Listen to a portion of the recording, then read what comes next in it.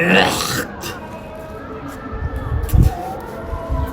गए अभी और सो गया तो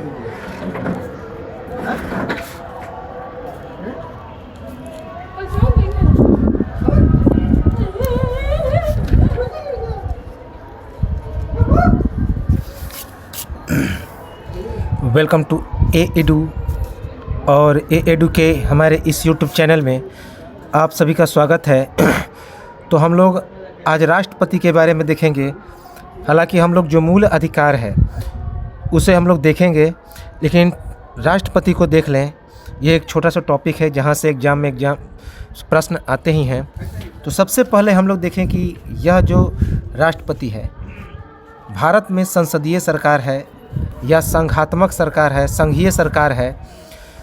तो उसके अंतर्गत अनुच्छेद 52 से लेकर अनुच्छेद 151 तक यह संघात्मक सरकार का वर्णन है। आर्टिकल भाग 5 में कितने आर्टिकल हैं? तो अनुच्छेद 52 से लेकर अनुच्छेद 151 तक इसमें संसदीय सरकार या संघीय सरकार का वर्णन है या संसदीय सरकार का वर्णन है, जिसमें राष्ट्रपति 52 से लेकर राष्ट्रपति का जो है वह 52 से लेकर आर्टिकल 61 तक है।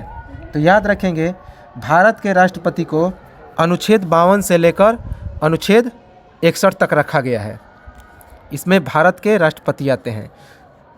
तो राज्यसभा, लोकसभा और राष्ट्रपति 3 आते हैं इस संसद में, जिसका पहला पार्ट है राष्ट्रपति, और जो भाग 5 है उसमें यह संसदीय सरकार या संघात्मक या संघीय सरकार का वर्णन है।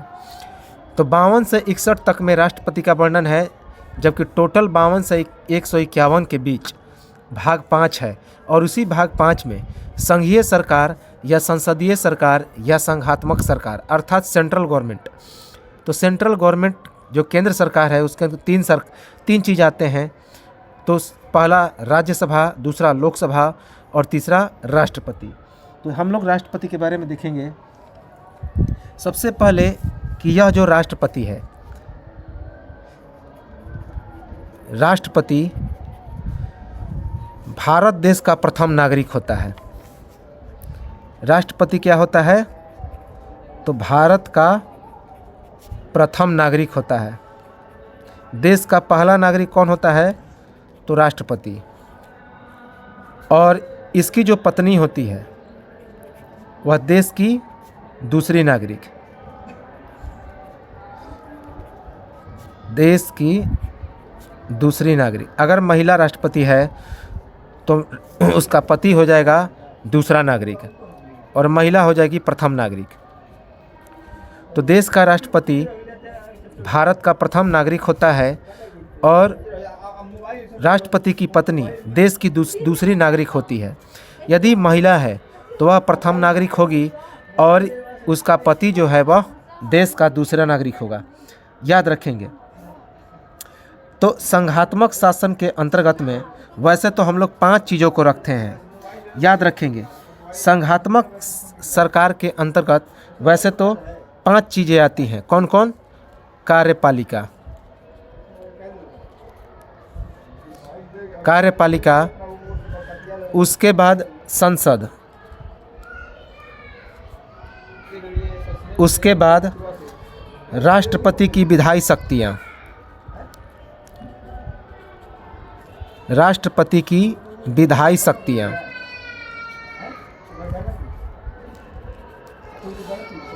उसके बाद संघ की न्यायपालिका,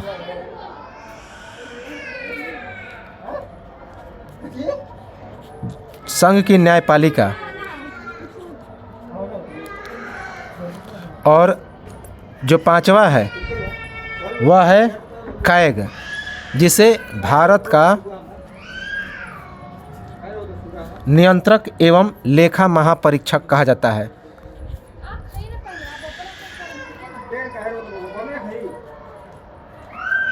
नियंत्रक एवं महालेखा परीक्षक।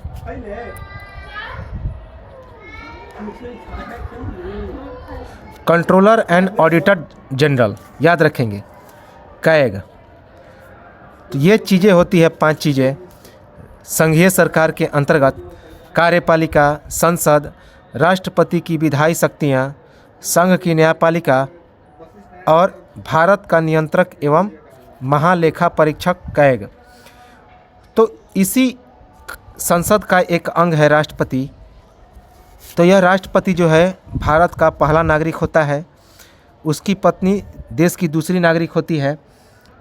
तो संसद और कार्यपालिका के अंतर्गत तो सबसे पहले हम लोग देखें कि यह जो कार्यपालिका है यह किसका हिस्सा है। तो कार्यपालिका के अंदर में कौन कौन आता है? तो राष्ट्रपति। तो यह राष्ट्रपति किसका भाग है? कार्यपालिका का अंग है। राष्ट्रपति कार्यपालिका का अंग है और कार्यपालिका के अंतर्गत में 5 चीज़ें आती हैं। कौन कौन? राष्ट्रपति, उपराष्ट्रपति,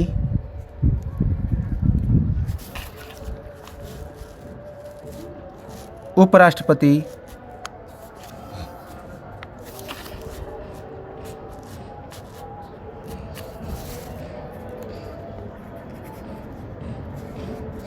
उसके बाद प्रधानमंत्री,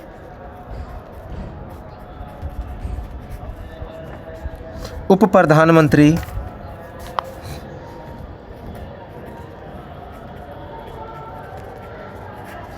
और मंत्रिपरिषद।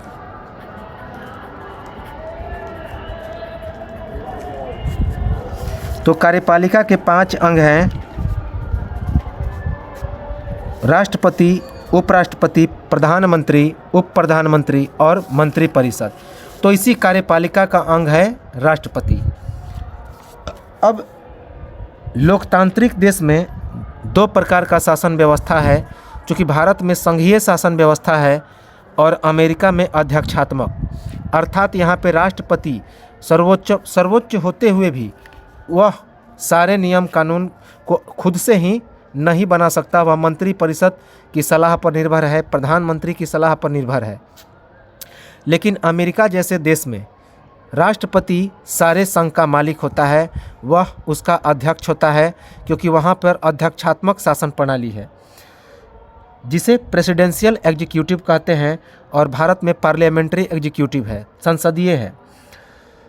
तो जिस प्रकार भारत में जो शासन व्यवस्था का वास्तविक प्रधान कौन होता है? तो प्रधानमंत्री होता है, लेकिन अमेरिका में शासन का वास्तविक प्रधान राष्ट्रपति होता है। सारा पावर राष्ट्रपति के पास है, लेकिन पूरा कार्य चलाने का कार्य कौन चलाता है? तो देश में प्रधानमंत्री, याद रखेंगे। अब देखिए राष्ट्रपति के कौन कौन से अधिकार हैं, कौन कौन सी शक्तियां हैं। तो सबसे पहला कि भारतीय जनता का यह प्रतीक होता है।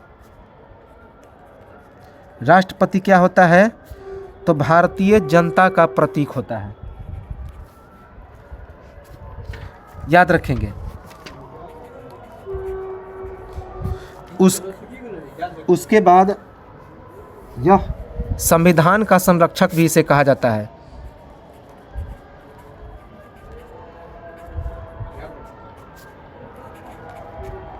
संविधान का संरक्षक अर्थात राष्ट्रपति हमारे देश की संविधान की रक्षा करता है। तो भारतीय जनता का यह प्रतीक है राष्ट्रपति, संविधान का संरक्षक भी है। उसके बाद यह विधायिका जो कानून बनाती है, और विधायिका द्वारा कानून जब सही बन जाता है तो उसे संचालित करने का काम कौन करता है? कार्यपालिका, और जबकि न्यायपालिका उस पर न्याय करने का काम करती है। तो जैसा कि विधायिका है वह विधान बनाती है, न्यायपालिका न्याय करती है, और कार्यपालिका इन सभी कार्यों का संपादन करती है। तो याद रखेंगे। तो 3 पार्ट हो गए, कार्यपालिका, न्यायपालिका और विधायिका। अब हम लोग देखते हैं कि अनुच्छेद 52 से जो 151 तक यह संघीय सरकार का वर्णन है, संसदीय सरकार का वर्णन है। तो उसमें राष्ट्रपति का क्या क्या कर्तव्य है। तो हमने बताया कि राष्ट्रपति को 52 से लेकर 61 तक अनुच्छेद में रखा गया है। तो पहला राष्ट्रपति देश का प्रथम नागरिक होता है। यह केंद्रीय कार्यपालिका का प्रधान भी होता है। जो सेंट्रल एग्जीक्यूटिव होता है तो उसका चीफ कौन होता है? राष्ट्रपति। केंद्रीय कार्यपालिका का प्रधान होता है।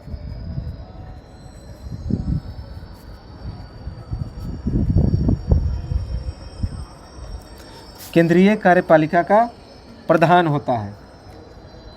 अब देखिए आर्टिकल 52 में क्या लिखा गया है। तो आर्टिकल 52 में राष्ट्रपति का वर्णन है। अनुच्छेद 52 में राष्ट्रपति का वर्णन है।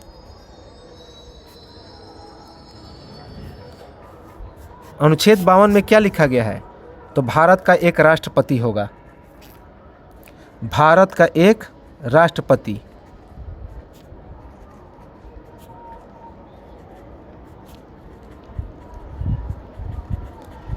अनुच्छेद 52 में लिखा है कि भारत का एक राष्ट्रपति होगा, याद रखेंगे। और आर्टिकल 58 में इसके योग्यता के बारे में वर्णन है। अनुच्छेद 58 में राष्ट्रपति की योग्यता के बारे में वर्णन है।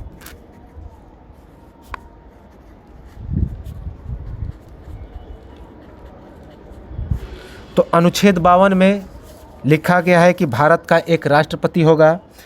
और आर्टिकल 58 में क्या लिखा गया है कि राष्ट्रपति की योग्यता क्या है, राष्ट्रपति बनने के लिए क्या क्या एलिजिबिलिटी होनी चाहिए। तो अनुच्छेद 58 में लिखा गया है कि राष्ट्रपति के लिए क्या योग्यता होनी चाहिए। तो सबसे पहला भारत का नागरिक होना चाहिए।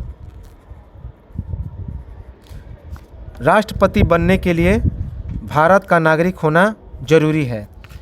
दूसरा है कम से कम 35 वर्ष की आयु होनी चाहिए। तो न्यूनतम आयु कितना है? 35 वर्ष। कम से कम 35 वर्ष आयु।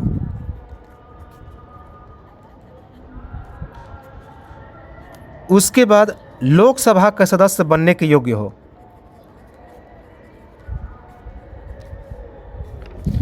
लोकसभा के सदस्य बनने के योग्य हो।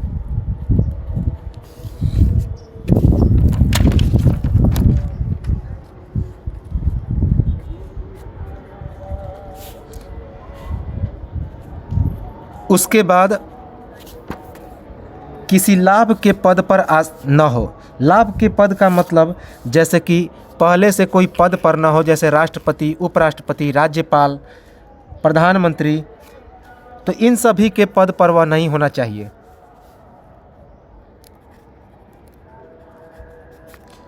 किसी भी लाभ के पद पर न हो।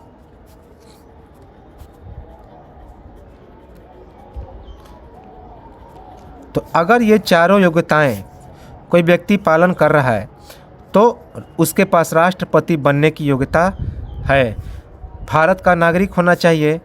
तो कई बार एग्जाम में पूछा जाता है कि उम्र के बारे में, कि राष्ट्रपति बनने के लिए कम से कम 35 वर्ष का होना आवश्यक है। लोकसभा के सदस्य बनने के योग्य हो और किसी भी लाभ के पद पर नहीं होना चाहिए।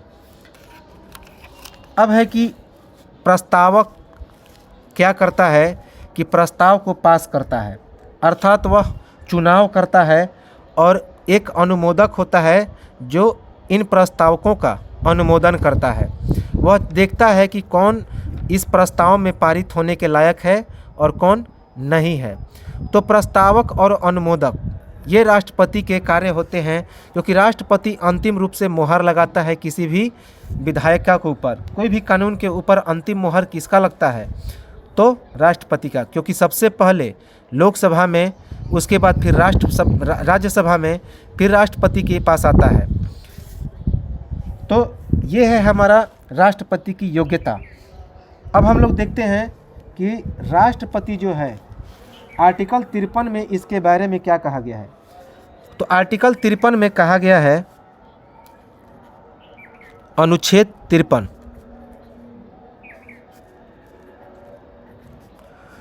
अनुच्छेद 53 में कहा गया है कि संघ की कार्यपालिका शक्ति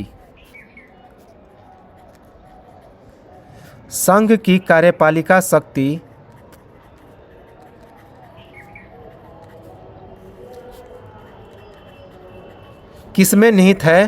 तो राष्ट्रपति में निहित है। संघ की कार्यपालिका शक्ति किसमें निहित है? तो राष्ट्रपति में निहित है।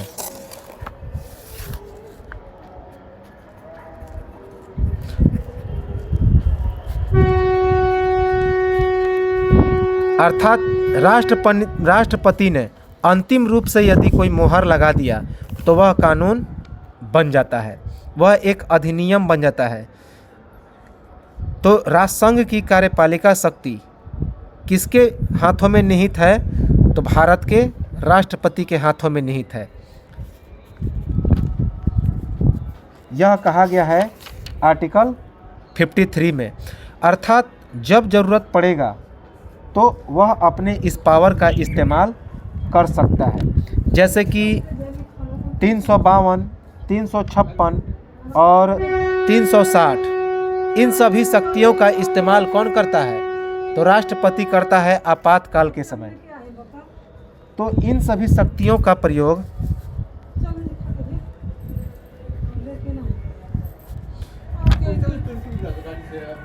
जिसका प्रयोग राष्ट्रपति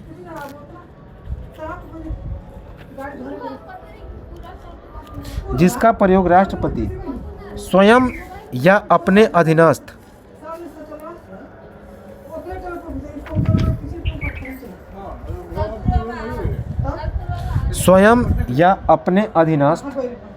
अधिकारियों के द्वारा करेगा।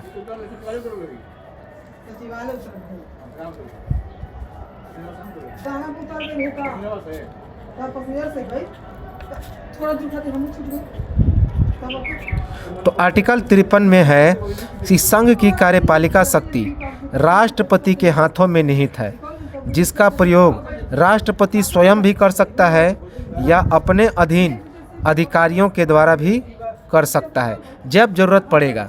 तो हालांकि आपातकाल के समय राष्ट्रपति क्या करता है? तो इन सभी शक्तियों का प्रयोग करता है। तो केंद्रीय कार्यपालिका का वास्तविक प्रधान कौन होता है? प्रधानमंत्री होता है, क्योंकि कार्यपालिका का सारा काम कौन करता है? तो वह राष्ट्रपति ही करता है। तो एक छोटा सा चीज़ हम लोग देख लेंगे कि अमेरिका में कैसा शासन व्यवस्था है। तो अध्यक्षात्मक है। अमेरिका में अध्यक्षात्मक शासन व्यवस्था है, जबकि भारत में संसदीय, याद रखेंगे, संघात्मक। भारत में संघात्मक है, यहाँ संघीय सरकार है और उस केंद्रीय जो सरकार होती है उसका मुख्य हेड कौन होता है? तो राष्ट्रपति होता है। लेकिन जो वास्तविक प्रधान होता है वह प्रधानमंत्री ही होता है, क्योंकि राष्ट्रपति तो महज एक मूर्ति मात्र है। तो अब एक छोटा सा चीज़ हम लोग देख लें कि प्रस्तावक क्या है और अनुमोदक क्या है। तो प्रस्तावक और अनुमोदक के बारे में हम लोग देखें।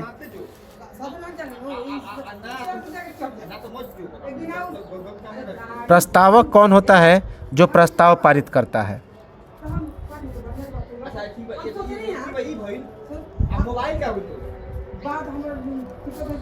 प्रस्ताव पारित करता है। प्रस्तावक प्रस्ताव पारित करता है और अर्थात चुनाव करता है। अर्थात क्या करता है? तो चुनाव करता है।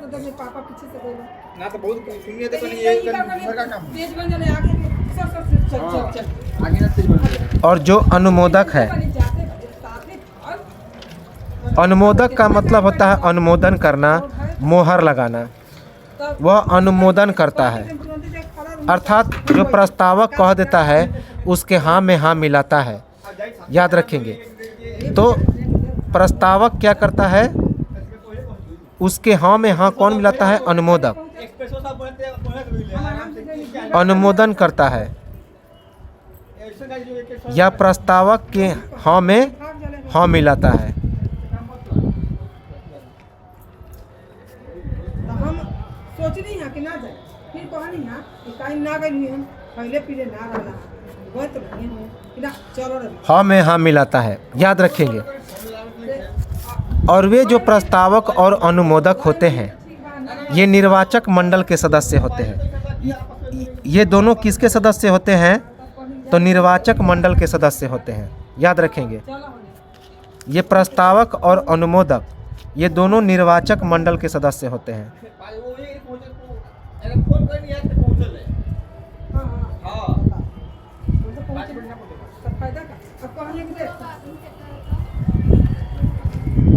तो निर्वाचक मंडल के सदस्य होते हैं प्रस्तावक और अनुमोदक, याद रखेंगे।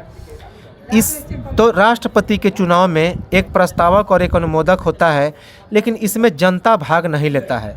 और इस निर्वाचक मंडल के सदस्य में या तो सांसद आते हैं या फिर विधायक आते हैं। सांसद या विधायक आते हैं, याद रखेंगे।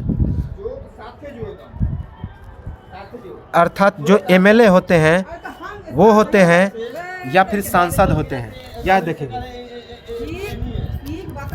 अब क्या है कि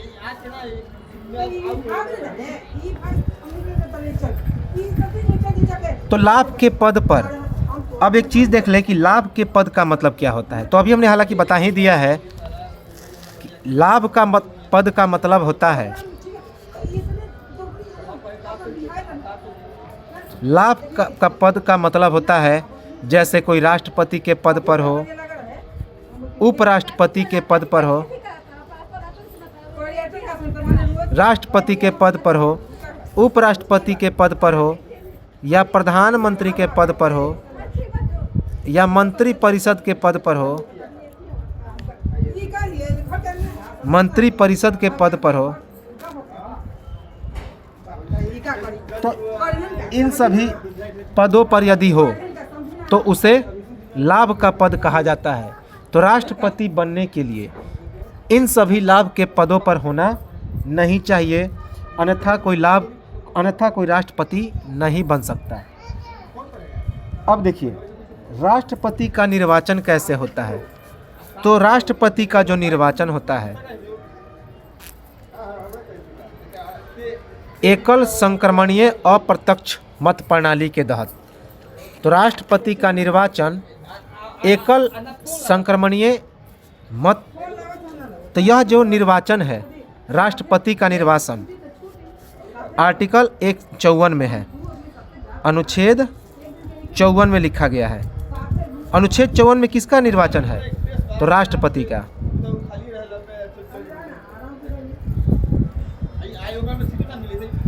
तो राष्ट्रपति का निर्वाचन अनुच्छेद 54 में लिखा गया है, याद रखेंगे।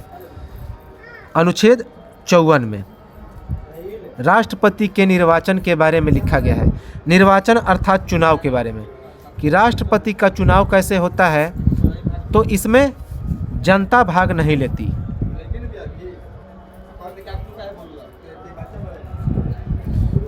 अभी हमने बताया कि इसमें जनता भाग नहीं लेती है, सांसद या कोई विधायक भाग लेते हैं।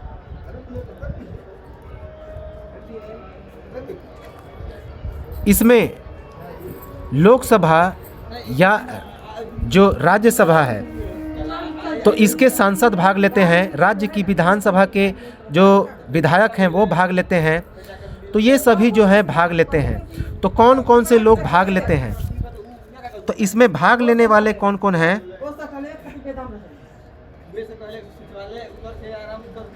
इसके चुनाव में कौन कौन से भाग लेते हैं?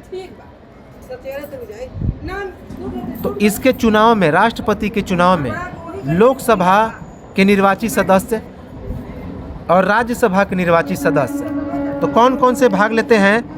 तो राष्ट्रपति के चुनाव में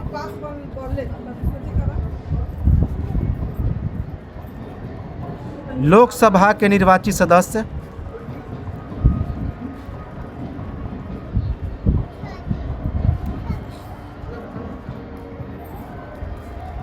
लोकसभा के निर्वाचित सदस्य, राज्यसभा के निर्वाचित सदस्य,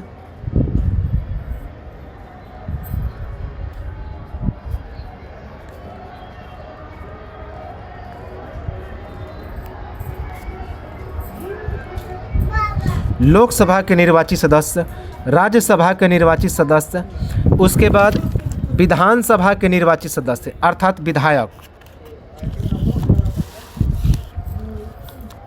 उसके बाद विधायक भाग लेते हैं विधानसभा के निर्वाचित सदस्य,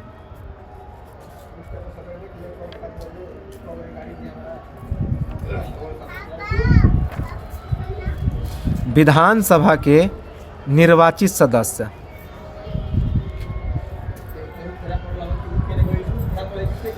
उसके बाद जो दिल्ली और पुडुचेरी है, ये दोनों क्या हैं, तो सबसे पहले जो केंद्र शासित प्रदेश बने थे, तो दिल्ली और पुडुचेरी के विधानसभा के निर्वाचित सदस्य भाग लेते हैं। तो लोकसभा के निर्वाचित सदस्य और राज्यसभा के निर्वाचित सदस्य क्या कहे जाते हैं, तो सांसद कहे जाते हैं। राज्यसभा के निर्वाचित सदस्य भी सांसद कहे जाते हैं, जबकि विधानसभा के निर्वाचित सदस्य विधायक कहे जाते हैं। और साथ ही साथ और कौन भाग लेते हैं, तो दिल्ली और पुडुचेरी केंद्र शासित प्रदेश,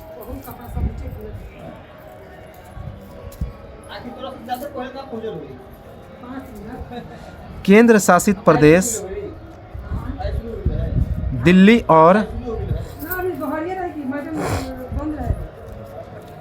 पुडुचेरी के निर्वाचित सदस्य।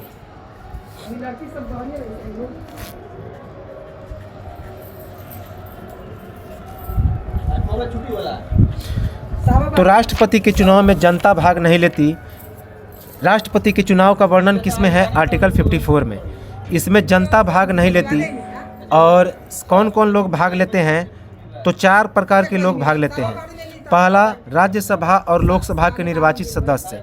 याद रखेंगे, निर्वाचित सदस्य, जो राज्यसभा के सांसद और लोकसभा के सांसद। जबकि विधानसभा के निर्वाचित सदस्य अर्थात जो विधायक होते हैं, member of legislative assembly MLA। जबकि केंद्र शासित प्रदेश दिल्ली और पुडुचेरी के भी जो विधायक या निर्वाचित सदस्य हैं, ये भाग लेते हैं। राष्ट्रपति का निर्वाचन अब कैसे होगा, तो जब ये लोग भाग लेते हैं तो उसे अप्रत्यक्ष प्रणाली बोलते हैं। तो राष्ट्रपति का जो निर्वाचन होगा वह अप्रत्यक्ष निर्वाचन पद्धति से होता है, एकल संक्रमणीय अप्रत्यक्ष निर्वाचन पद्धति। तो राष्ट्रपति का निर्वाचन कैसे होगा,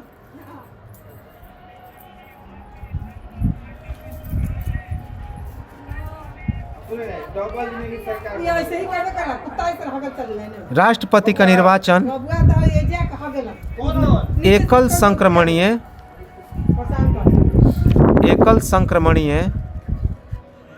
मत प्रणाली के आधार पर होता है।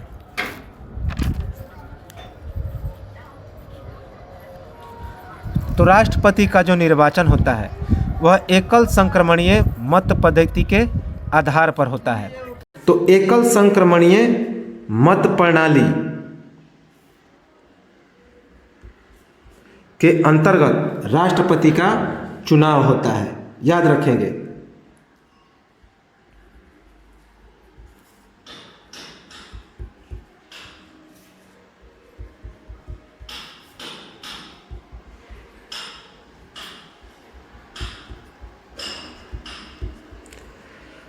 अब यहाँ पे इस चुनाव के तरीका में जो हम बताते हैं, तो अभी हम लोग देखेंगे आर्टिकल 55 में लिखा गया है।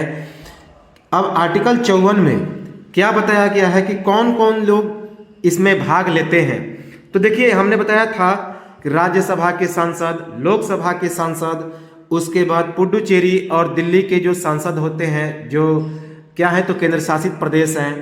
उसके बाद जो विधानसभा के निर्वाचित सदस्य, जिसे विधायक कहते हैं, तो ये सभी शामिल होते हैं। अब एक चीज़ याद रखेंगे कि राज्यसभा राष्ट्रपति के निर्वाचन में लोकसभा में कुल कितनी सीट होती हैं, तो निर्वाचित होके कुल 543 सदस्य आते हैं। तो याद रखेंगे, सबसे पहले तो लोकसभा के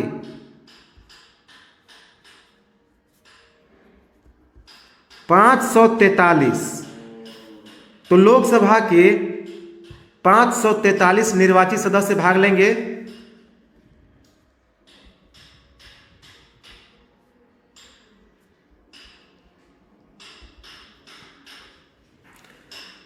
तो लोकसभा के लिए कितनी सीटों पर निर्वाचन होता है? 543। तो इसी कारण लोकसभा के कुल 543 सांसद भाग लेंगे। उसके बाद राज्यसभा में कितने? 233। राज्यसभा के 233 सदस्य, निर्वाचित सदस्य, क्योंकि राज्यसभा में कुल निर्वाचित सदस्यों की संख्या कितनी होती है? तो 233। उसके बाद लोकसभा के 2 मनोनीत सदस्य और राज्यसभा के 12 मनोनीत सदस्य, ये सभी राज्यसभा के द्वारा मनोनीत होते हैं। और ये जो 14 हैं सांसद राष्ट्रपति के निर्वाचन में भाग नहीं लेते। तो याद रखेंगे, जिनका मनोनयन राष्ट्रपति करता है तो वे राष्ट्रपति के चुनाव में भाग नहीं लेते हैं। तो ये दोनों चुनाव में भाग लेंगे, यानी कि केंद्र की तरफ से, केंद्रीय संसद की तरफ से कुल कितने सदस्य भाग लेंगे? तो 776। तो 776 सदस्य लेंगे राज्यसभा और लोकसभा मिलाकर, दोनों के सांसद। लेकिन लोकसभा के मनोनीत सदस्य, लोकसभा के मनोनीत सदस्य, लोकसभा कितने सदस्यों को मनोनीत करता है? 2, जो कि आंग्ल भारतीय समुदाय कहे जाते हैं। हम लोग आगे पढ़ेंगे जब लोकसभा और राज्यसभा पढ़ेंगे, या फिर राष्ट्रपति का जब अधिकार पढ़ेंगे। तो लोकसभा के मनोनीत सदस्य 2 और राज्यसभा के कितने सदस्यों को मनोनीत कर सकता है राष्ट्रपति? तो 12।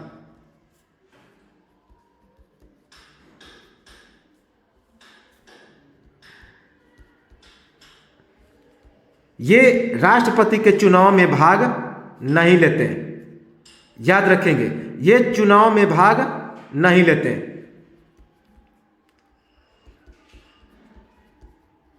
इस एकल अप्रत्यक्ष संक्रमणीय प्रणाली में ये भाग नहीं लेते हैं, याद रखेंगे।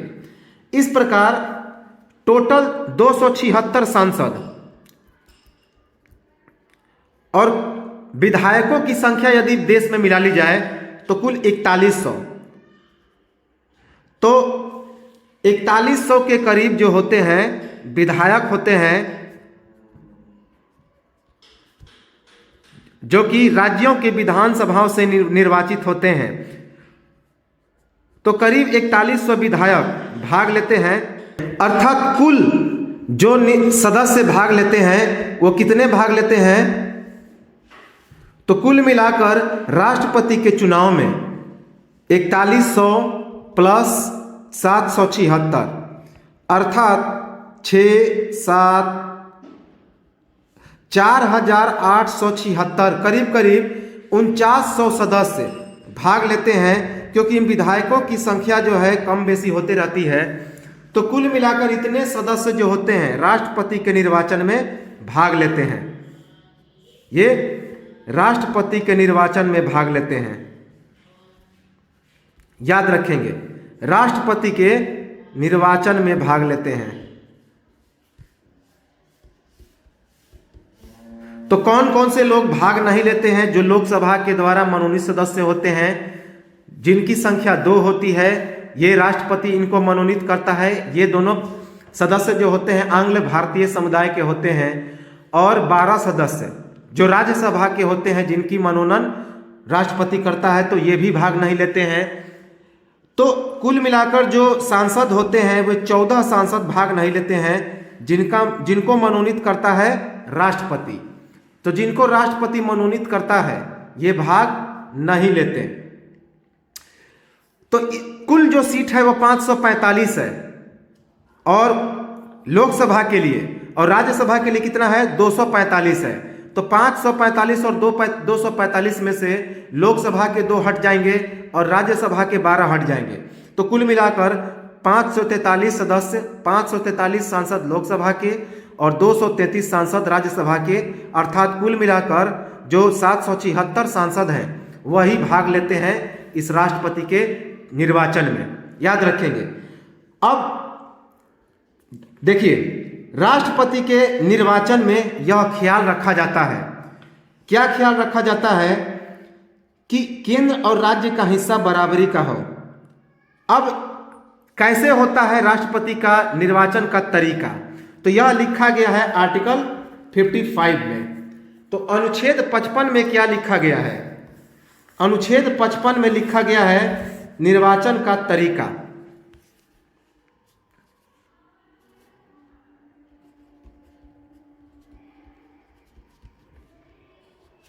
अनुच्छेद 55 में क्या लिखा गया है, तो राष्ट्रपति के निर्वाचन का तरीका। तो राष्ट्रपति का चुनाव किस तरह से होता है, कि कौन से प्रणाली से होता है, कितने सदस्य भाग लेते हैं, ये तो हमने देख लिया। अब राष्ट्रपति के निर्वाचन का तरीका लिखा गया है आर्टिकल 55 में।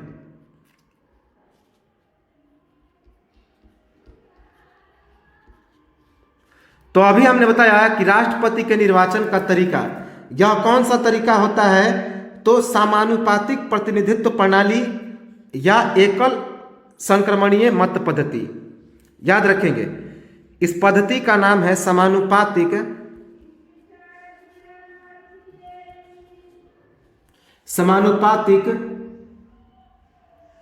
एकल प्रतिनिधित्व प्रणाली,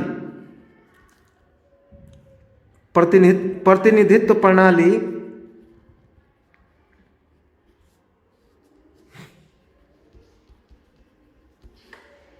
या इसी को एकल संक्रमणीय मत प्रणाली भी कहते हैं।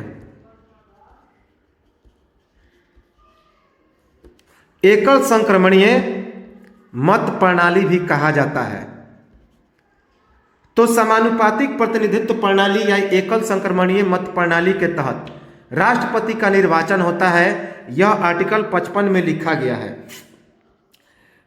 तो अभी हमने बताया भाग कौन लेते हैं, तो सांसद जो राष्ट्रपति के द्वारा निर्वाचित सदस्य हैं वे भाग नहीं लेते, लेकिन वही भाग लेते हैं जो राज्यसभा या लोकसभा में निर्वाचित होते हैं। तो राष्ट्रपति के निर्वाचन में निर्वाचित सदस्य भाग लेते हैं, मनोनीत नहीं। तो सबसे इंपॉर्टेंट तो यहाँ पे पूछा गया है कि भाग लेने वाले कौन होते हैं,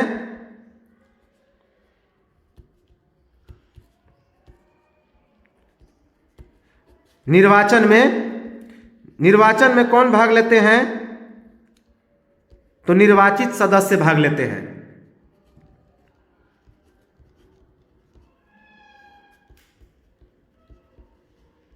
लेकिन कहा जाए कि कौन लोग भाग नहीं लेते,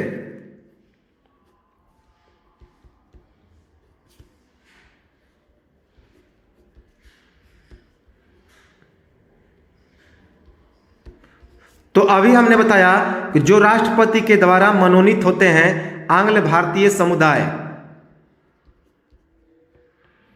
क्योंकि जब राष्ट्रपति का निर्वाचन नहीं होगा तो इन लोगों की नियुक्ति कौन करेगा, इन लोगों का जो है मनोनयन कौन करेगा। तो इसी कारण जो निर्वाचित सदस्य होते हैं वे ही भाग लेते हैं राष्ट्रपति के निर्वाचन में। इसमें क्या होता है कि एक सूत्र का इस्तेमाल किया जाता है, एक फॉर्मूला। तो राष्ट्रपति के निर्वाचन का एक सूत्र होता है।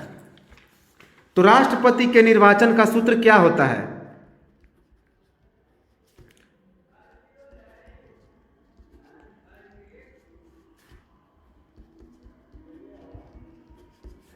तो राष्ट्रपति के निर्वाचन के लिए एक फॉर्मूला होता है।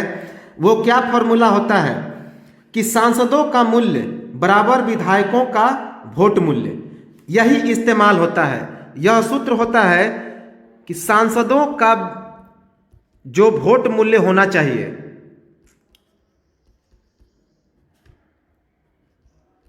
वह विधायकों के वोट मूल्य के बराबर होना चाहिए।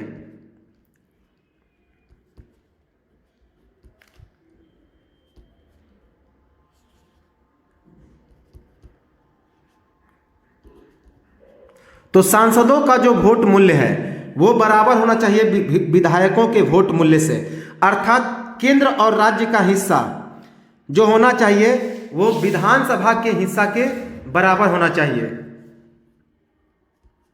केंद्र और राज्य का हिस्सा क्या होना चाहिए? तो बराबर होना चाहिए।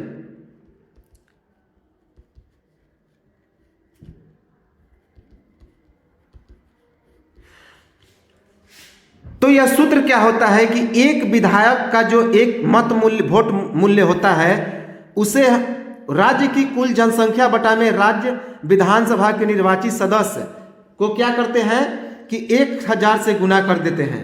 याद रखेंगे कि राज्य की कुल जनसंख्या अर्थात एक विधायक का जो मत मूल्य हो जाएगा,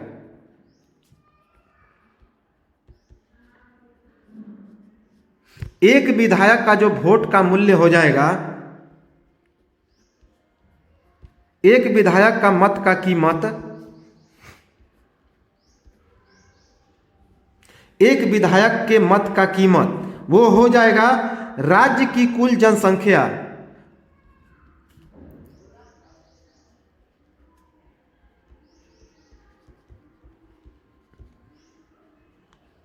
बटे राज्य विधानसभा के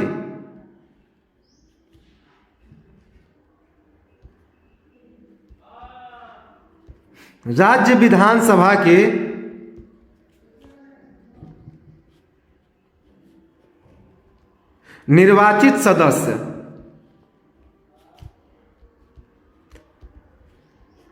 से भाग देकर यदि हम इसमें से 1000 से गुना कर दें तो एक विधायक का जो वोट का कीमत हो जाता है।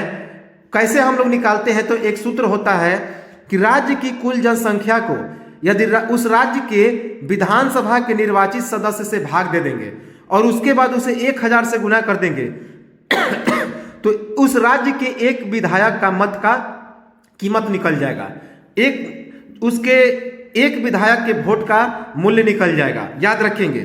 तो एक विधायक के मत का कीमत कैसे निकलता है? तो यदि कोई राज्य है तो उस राज्य की कुल जनसंख्या में उस राज्य विधानसभा के निर्वाचित सदस्यों के क्या कर देंगे? भाग दे देंगे और उसके बाद 1000 से गुना कर देंगे तो उस राज्य के एक विधायक के मत का कीमत निकल जाएगा। तो सेम टू सेम प्रोसेस है सांसदों के लिए। तो यही सूत्र अपनाया जाता है केंद्र सरकार के लिए कि एक सांसद का मत मूल्य कितना होगा। तो एक सांसद का जो मत मूल्य होता है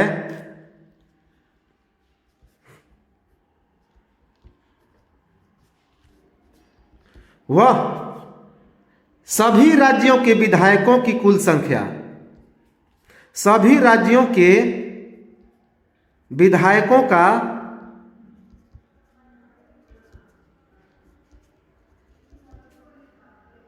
कुल मत मूल्य,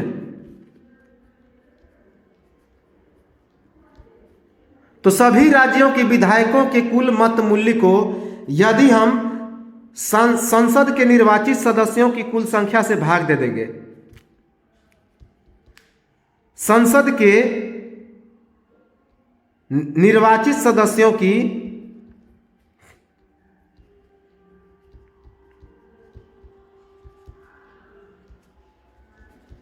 कुल संख्या से भाग दे दें,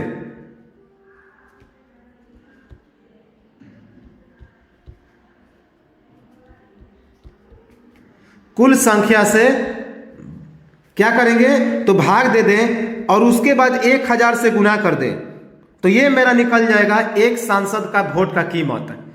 तो एक सांसद का मत मूल्य कैसे निकालते हैं? तो सभी राज्यों के विधायकों के कुल वोट मूल्य में यदि संसद के निर्वाचित सदस्यों की कुल संख्या से हम लोग भाग दे दें और उसमें फिर 1000 से गुना कर दें तो ये एक संसद का वोट मूल्य निकल जाएगा। और यही जो मेरा वोट का पद्धति है वही कहा जाता है समानुपातिक प्रतिनिधित्व प्रणाली। तो इसे ही हम लोग क्या कहते हैं? कि ये प्रक्रिया जो है समानुपातिक प्रतिनिधित्व प्रणाली है। याद रखेंगे कि ऊपरी जो चुनाव का तरीका है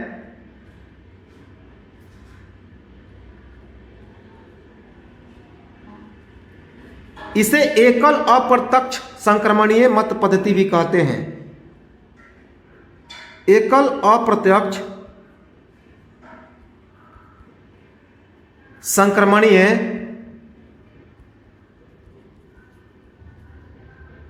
मत पद्धति कहते हैं। क्यों? क्योंकि इसमें प्रत्यक्ष रूप से जनता भाग नहीं लेती। याद रखेंगे, इसलिए एकल अप्रत्यक्ष संक्रमणीय मत पद्धति कहते हैं। या फिर इसे ही हम लोग क्या कहते हैं, तो इसे ही समानुपातिक प्रतिनिधित्व प्रणाली भी कहा जाता है।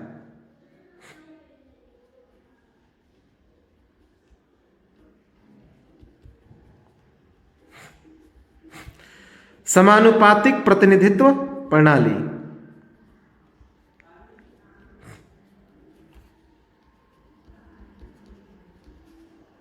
याद रखेंगे, इंपॉर्टेंट है।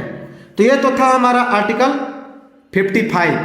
अब इसमें हमने बताया कि राष्ट्रपति के निर्वाचन में यह ख्याल रखा जाता है कि केंद्र और राज्य का हिस्सा बराबर होना चाहिए, अर्थात सांसदों का कुल मत मूल्य विधायकों के कुल मत मूल्य के बराबर होना चाहिए। ये चीजें अभी हम लोग पढ़ चुके हैं। अब राष्ट्रपति के चुनाव में जो जनसंख्या का आकलन होता है वह किस वर्ष को माना जाता है, तो 1971। याद रखेंगे, और 2026 के बाद यह बदल जाएगा। याद रखेंगे, और 2026 के बाद 1971 की जनसंख्या के आधार पर राष्ट्रपति का निर्वाचन नहीं होगा, 2026 के जनसंख्या के आधार पर होगा। तो याद रखेंगे कि राष्ट्रपति के निर्वाचन का आधार कौन है,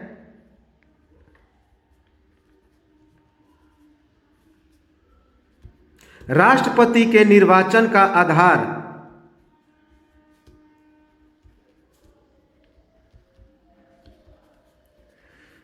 वर्ष 1971 की जनसंख्या। तो वर्ष 1971 की जनसंख्या को आधार माना गया है, लेकिन 2026 से यह बदल जाएगा। याद रखेंगे, 2026 के बाद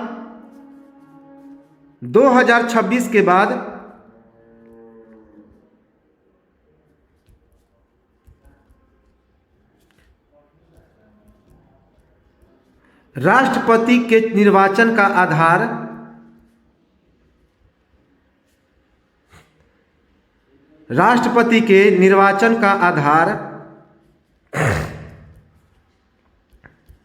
कौन हो जाएगा, तो वर्ष 2026 की जनसंख्या हो जाएगा।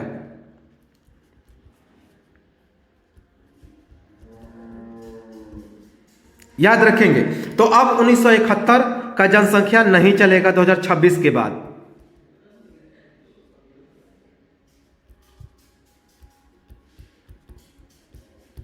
नहीं चलेगा।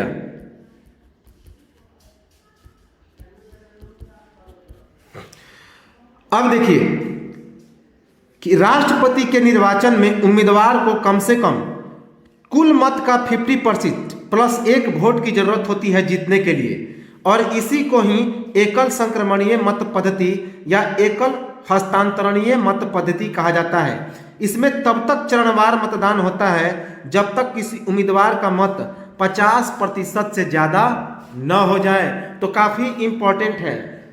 तो एक बात याद रखेंगे कि राष्ट्रपति के यानी कि जो कुल वोट है उसके आधा से अधिक होना चाहिए, कि राष्ट्रपति के निर्वाचन में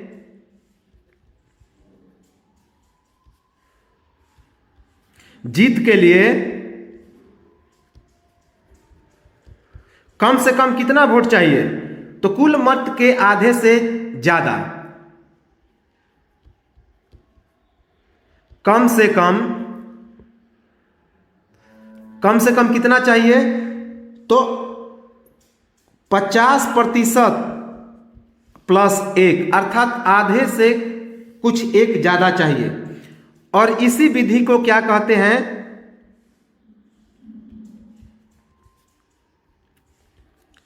और यही विधि जो है क्या कहा जाता है, तो एकल संक्रमणीय मत पद्धति।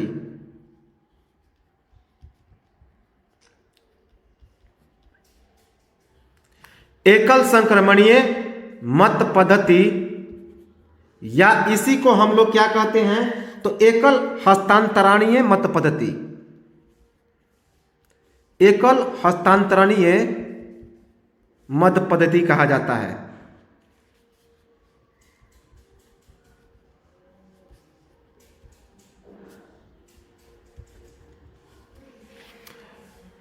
और इसमें तब तक चरणवार मतदान होगा, ऐसा नहीं कि एक बार वोटिंग हो गया, नहीं, चरणवार होगा,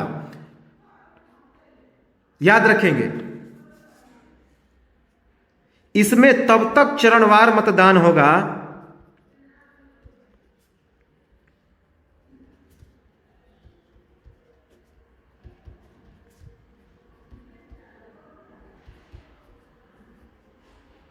इसमें तब तक चरणवार मतदान होगा जब तक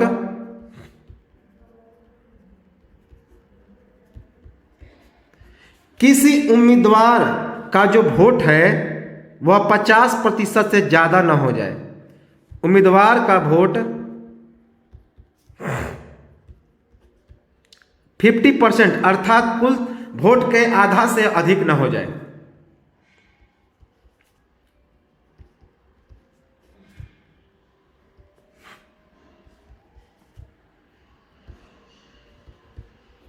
याद रखेंगे।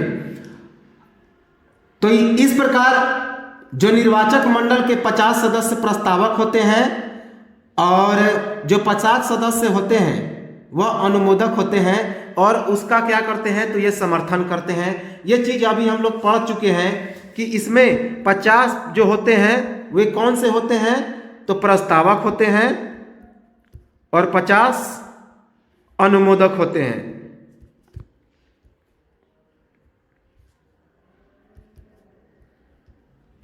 पचास क्या होते हैं, प्रस्तावक, और 50 अनुमोदक, अर्थात कुल मिलाकर 100,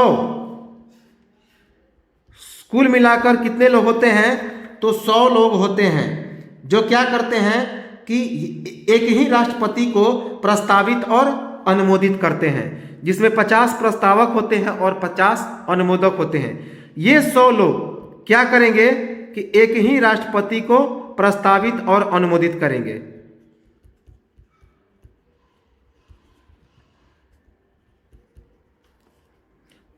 प्रस्तावित करेंगे। अनुमोदक का काम है केवल हाँ में हाँ मिलाना। मेन प्रस्ताव पेश करता है प्रस्तावक, और यह उनके प्रस्ताव को हाँ में हाँ मिला देगा, चलिए ठीक है, अनुमोदन कर देगा। याद रखेंगे। अगर कुल मत का, एक बात और याद रखेंगे कि अगर इसमें कंडीशन भी है, इसमें भी कुछ कंडीशन है कि अगर कुल मत का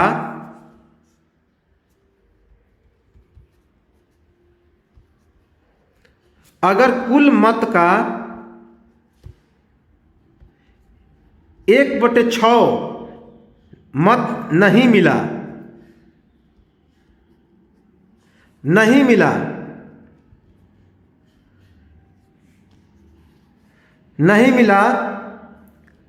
तो 15,000 रुपए की जमानत राशि जब्त हो जाएगी। 15,000 रुपए की जमानत राशि जब्त हो जाती है। याद रखेंगे, इंपॉर्टेंट है। अगर कुल मत का 1/6 वोट नहीं मिला तो 15,000 रुपए की जमानत राशि भी जब्त कर हो जाएगी।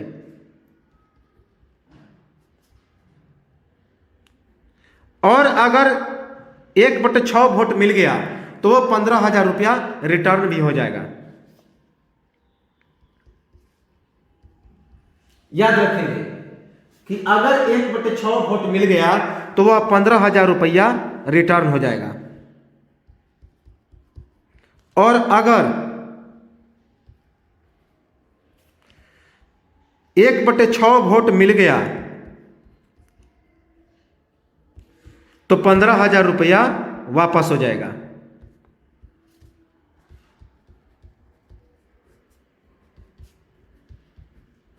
याद रखेंगे। अर्थात तो ये सारी चीजें समझ में आ गई होगी कि इसमें जनता चुनाव में भाग नहीं लेता है। तो राष्ट्रपति के चुनाव में जनता भाग नहीं लेता है। तो ये कई बार पूछा जाता है कि राष्ट्रपति के चुनाव में कौन भाग लेते हैं? तो सांसद के सदस्य और राज्यसभा के विधानसभा के सदस्य भाग लेते हैं। तो राष्ट्रपति के चुनाव में जनता भाग नहीं लेते हैं। लोकसभा के चुनाव में जनता भाग लेते हैं। अब देखिए, तो ये तो था राष्ट्रपति के चुनाव का तरीका, आर्टिकल 54, 55।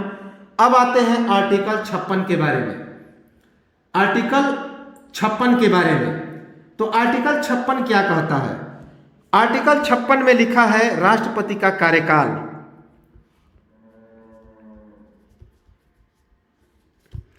अनुच्छेद 56 में क्या लिखा है? तो आर्टिकल 56 में है राष्ट्रपति का कार्यकाल।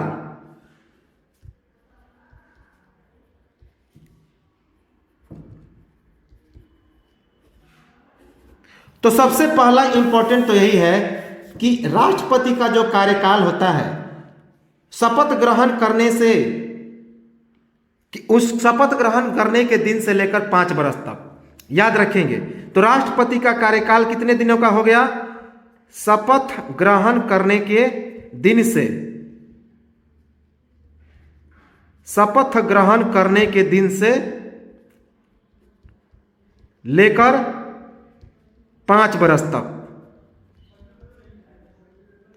तो यह पूछा जाता है कि राष्ट्रपति का कार्यकाल कितने वर्ष तक का होता है? तो जिस दिन वह शपथ ग्रहण करता है उस दिन से लेकर 5 वर्ष तक उसका कार्यकाल होता है। याद रखेंगे कि राष्ट्रपति के उत्तराधिकारी न होने पर पद समाप्ति के बाद भी वे पद पर बने रह सकते हैं। याद रखेंगे कि अगर इसका कोई उत्तराधिकारी नहीं है तो 5 वर्ष के बाद भी यह अपने पद पर बने रह सकते हैं। उत्तराधिकारी न होने पर अगर कोई राष्ट्रपति का उम्मीदवार नहीं है तो यह 5 वर्ष से भी ज्यादा अपने पद पर रह सकते हैं। तो उत्तराधिकारी न होने पर अपने पद पर 5 वर्ष से ज्यादा ये रह सकते हैं।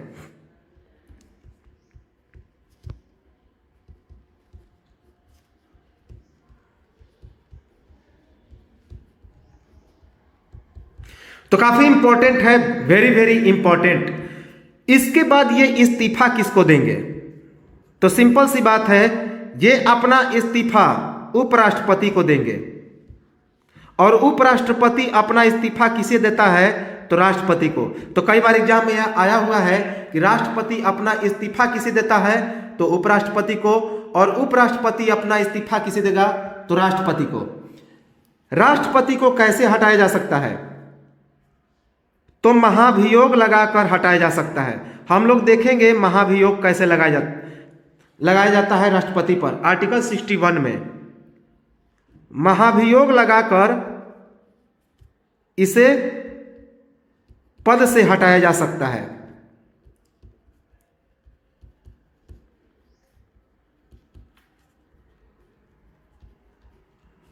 तो राष्ट्रपति पर महाभियोग लगाकर इसे उसके पद से हटाया जा सकता है। राष्ट्रपति के कार्यकाल के दौरान यदि राष्ट्रपति की मृत्यु हो जाती है तो उपराष्ट्रपति राष्ट्रपति का पदभार संभालेंगे। यदि उपराष्ट्रपति नहीं है तो जो सर्वोच्च न्यायालय है उसके मुख्य न्यायाधीश राष्ट्रपति का पद संभालेंगे। याद रखेंगे। तो 6 माह के अंदर जो है राष्ट्रपति का चुनाव कराया जाता है यदि राष्ट्रपति की कार्यकाल के दौरान मृत्यु हो जाती है, तथा नया उम्मीदवार जो राष्ट्रपति बनता है वह पूरे 5 साल के लिए राष्ट्रपति हो जाता है। तो याद रखेंगे कि यदि राष्ट्रपति के कार्यकाल के दौरान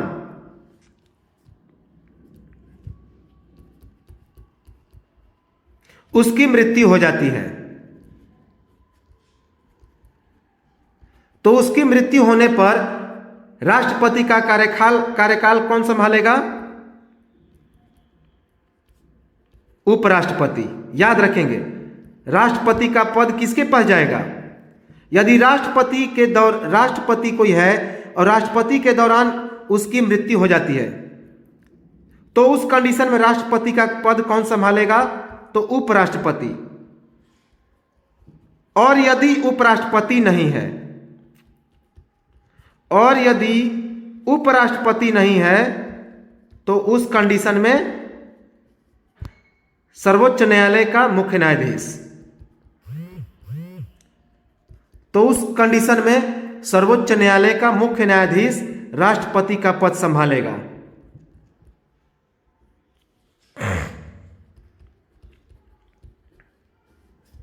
याद रखेंगे, इंपॉर्टेंट है। मुख्य न्यायाधीश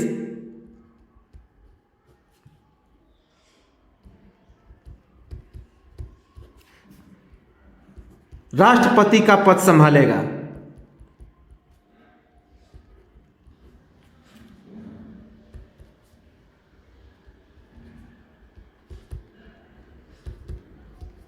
कब तक? ये दोनों कितने समय तक? अधिकतम 6 माह तक। दोनों अधिकतम 6 माह तक ही राष्ट्रपति के पद पर रहेंगे।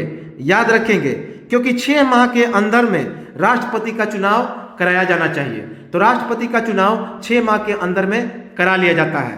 याद रखेंगे। तो राष्ट्रपति की कार्यकाल की मृत्यु के दौरान, तो राष्ट्रपति की कार्यकाल की मृत्यु हो जाती है, तो 6 माह के अंदर अगर यदि राष्ट्रपति पद के दौरान राष्ट्रपति की मृत्यु हो जाती है, तो उस कंडीशन में 6 माह के अंदर राष्ट्रपति का चुनाव अनिवार्य है।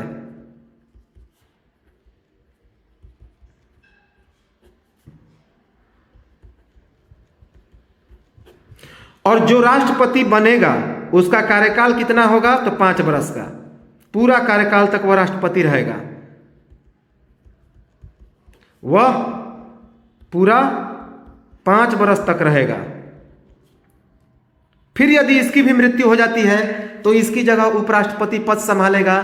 और यदि उपराष्ट्रपति नहीं है, तो सर्वोच्च न्यायालय का मुख्य न्यायाधीश। याद रखेंगे। तो यही प्रक्रिया चलते रहता है।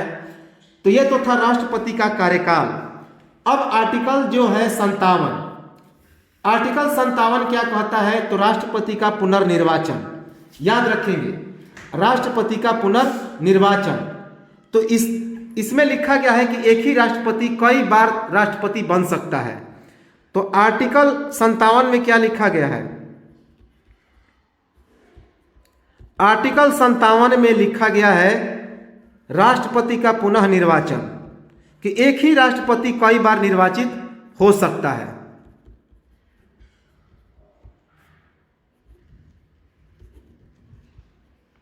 याद रखेंगे, राष्ट्रपति का पुनः निर्वाचन यह आर्टिकल 57 में लिखा गया है, अर्थात एक ही राष्ट्रपति कई बार राष्ट्रपति बन सकता है।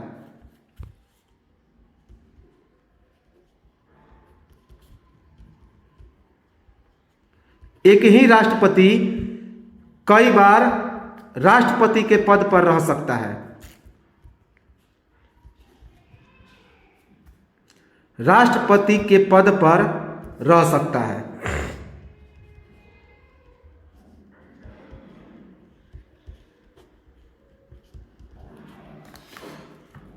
अब है आर्टिकल 60। आर्टिकल 60 में है राष्ट्रपति का शपथ। अनुच्छेद 60, अनुच्छेद 60, 58, 59 हम लोग देखेंगे। अनुच्छेद 60, अनुच्छेद 60 में क्या लिखा है कि राष्ट्रपति का शपथ। अब राष्ट्रपति को शपथ कौन दिलाता है? तो सर्वोच्च न्यायालय का मुख्य न्यायाधीश। याद रखेंगे, तो सर्वोच्च न्यायालय का मुख्य न्यायाधीश यदि वो नहीं है, तो उसका कोई वरिष्ठ न्यायाधीश है तो वही शपथ दिलाता है। तो याद रखेंगे कि राष्ट्रपति का शपथ किसके द्वारा होगा, तो राष्ट्रपति को शपथ कौन दिलाता है,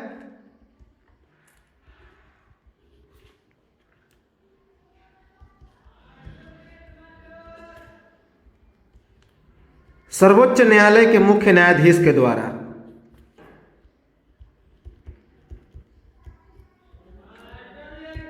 सर्वोच्च न्यायालय के मुख्य न्यायाधीश के द्वारा।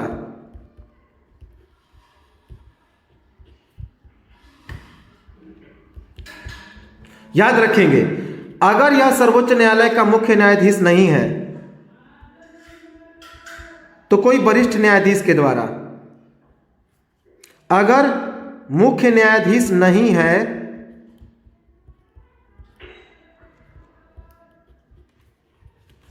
न्यायाधीश नहीं है तो सर्वोच्च न्यायालय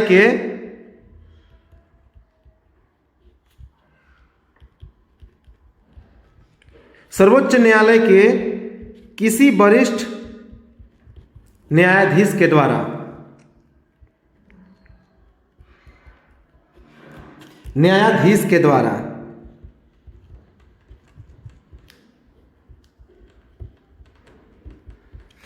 तो राष्ट्रपति को शपथ कौन दिलाता है, यह सर्वोच्च न्यायालय का मुख्य न्यायाधीश। अगर सर्वोच्च न्यायालय का मुख्य न्यायाधीश नहीं है तो यदि कोई वरिष्ठ न्यायाधीश होता है सर्वोच्च न्यायालय का तो वह शपथ दिलाएगा, और इसका वर्णन है आर्टिकल 60 में। तो ये तो था हमारा राष्ट्रपति आर्टिकल, जो कि भारतीय संविधान का काफी इंपॉर्टेंट है, यहां से तो प्रश्न आते ही रहते हैं। अगले वीडियो में हम लोग देखेंगे राष्ट्रपति के महाभियोग आर्टिकल 59, 56, साथ ही साथ राष्ट्रपति की कार्यकारी शक्तियां, विधायी शक्तियां और साथ ही साथ न्यायिक शक्तियां, और कौन कौन से अभी तक राष्ट्रपति हुए हैं और उनके संबंध कुछ हम लोग फैक्ट को देखेंगे। वित्तीय शक्तियां, सैन्य शक्तियां, राजनीतिक शक्तियां, सभी को हम लोग इसे देखेंगे।